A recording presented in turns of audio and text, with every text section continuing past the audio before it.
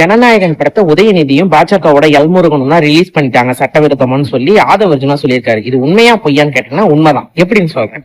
இப்போ ஜனநாயகன்ன்றது ஒரு political film. எந்த பொலிட்டிக்கல் பார்ட்டிக்கு சப்போர்ட் பண்ணி எடுத்தாங்கன்னு பாத்தீங்கன்னா டிவிகே அப்படின்ற ஒரு பொலிட்டிக்கல் பார்ட்டிக்கும் விஜய் அப்படின்ற ஒரு பர்சனையும் சப்போர்ட் பண்ணி எடுத்த படம். இந்த படம் ரிலீஸ் ஆச்சுன்னா மக்கள் மத்தியில டிவிகேக்கு ஒரு நல்ல மதிப்பு வரும். அதே மாதிரி பொலிட்டிக்கல் இம்பாக்டை கிரியேட் பண்ணும். டிவிகே அப்புறம் வந்து மக்கள் கிட்ட பொலிட்டிக்கல் இம்பாக்ட வந்து கிரியேட் பண்ணும். டிவிகேக்கு ஓட் போட வேண்டிய சூழ்நிலை வந்து ஏற்படும். ஒரு சில பேர் இந்த படம் பார்த்துட்டு ஒரு அட்ராக்ட் ஆகலாம். எப்ப எலெக்ஷன் பக்கத்துல இது வந்து நடக்கும். ஆனா இது நடக்க கூடாது.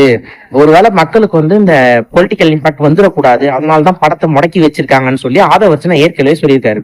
ஒருவேளை படம் ரிலீஸ் ஆச்சுன்னா மக்கள் மத்தியில புரட்சி வெடிச்சிடும், அதனாலதான் படத்தை விட மாட்டாங்க அப்படின்னு சொல்லி ஆதவர்ஜுனா சொல்லியிருக்காரு. சோ ஒருவேளை இப்ப படத்தை வெளியே விட்டாலோ இல்ல லீக் ஆனாலோ யாருக்கு நல்லதுன்னு பாத்தீங்கன்னா டிவிகேக்கு தான். ஆனா இந்த விஷயத்த டிஎம்கேவோ பாஜகவோ ரிலீஸ் பண்ணிருக்க வாய்ப்பு கிடையாது. ஏன்னா இந்த நேரத்துல வந்து படம் ரிலீஸ் ஆச்சுன்னா மக்கள் மத்தியில இவங்க சொன்ன மாதிரி புரட்சி வெடிக்கும்ல. அப்புறம் எப்படி இந்த முட்டாள்தனத்தை அவங்க பண்ணுவாங்க? சோ படத்தை வந்து எலெக்ஷன் பக்கத்துல ரிலீஸ் பண்ணி ஆகணும். ஆனா இப்ப அதுக்கான சாத்தியம் இல்லை. அதனாலதான் டிவிகே சைட்ல இருந்து லீக் பண்ணிட்டாங்க. ரெண்டாவது, அண்ணனை வந்து கவுக்க பாக்குறாங்க, அண்ணனை வந்து அசிங்கப்படுத்த பாக்குறாங்கன்னு நினைக்கிறீங்களா? அப்படி கிடையாது. இந்த படத்தை பொறுத்த வரைக்கும் விஜய் ஜஸ்ட் ஆக்டர், ஓகேவா? அவரு வந்து 250 கோடியா 200 கோடி சம்பளம் வாங்கியிருப்பாரு. அவர் கண்டிப்பா வாங்கிட்டாரு. அச்வினோத் டைரக்ஷன் பண்ணதுக்காண்டி சம்பளம் வாங்கிட்டாரு. எல்லாருமே சம்பளம் வாங்கிட்டாங்க.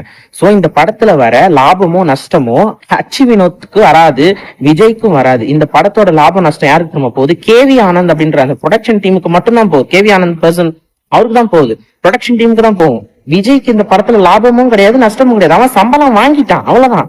இப்போ வந்து நீ உதயநிதி லீக் பண்ணாருன்னு உண்மைன்னு சொன்ன அது எப்படான்னு கேட்டீங்கன்னா, இது ஒருவேளை உதயநிதி லீக் பண்ண வாய்ப்பு. ஏன்னா அண்ணனை அசிங்கப்படுத்துறதுக்காண்டி பண்ணிருக்கலாம். படம் அவ்வளவு மட்டமா இருக்கு, கேவலமா இருக்கு. பார்த்தாச்சு. எப்படின்னா அதுல ஒரு சீன் இருக்கு, இந்த பகவத் கேசரி பாத்துருந்தீங்கன்னா தெரியும். அதுல பாலையா வந்து ஒரு காஜல் அகர்வால வந்து ஆன்டி அப்படின்னு சொல்லிட்டு கூப்பிடுவாரு. அப்ப நீங்க என்ன பெரிய பாலையாவா அப்படின்னு சொல்லிட்டு அவங்க கேட்பாங்க, கிரிஞ்சா இருந்துச்சுல்ல. அதே சீன் எங்க இருக்கு. இவரு வந்து பூஜா ஆக்டிவ வந்து ஆன்டின்னு கூப்பிடுறாரு. அவங்க வந்து நீங்க என்ன கேக்குறாங்க. கட்டுப்பா இருக்கு அந்த சீன் எல்லாம் பாக்குறதுக்கு. சரி கிரிஞ்சு. ஒருவேளை உதயநிதி லீக் பண்ணிருக்கலாம். எதுக்கு? அண்ணன் அசிங்கப்படுத்துறதுக்காக லீக் பண்ணிருப்பாரு. இது வந்து ஃபன் தான், ஓகேவா? இது வந்து சீரியஸா எடுத்துக்காது. உண்மையாவே வந்து லீக் பண்ணது ப்ரொடக்ஷன் டீம் தான் லீக் பண்ணிருக்கோம். ஏன்னா இந்த மாதிரி ஒரு ஹை குவாலிட்டி ஃபுட்டேஜ் வந்து சென்சாருக்கு போவாருக்கு முன்னாடி இருந்த ஃபுட்டேஜ் இது. அதாவது 3 நிமிஷம் 3 மணி நேரம் 2 நிமிஷம் அந்த படம். இது வந்து சென்சார் பண்ண படுறதுக்கு முன்னாடி இருந்த வெர்ஷன், சென்சாருக்கு முன்னாடி இருந்த வெர்ஷன்.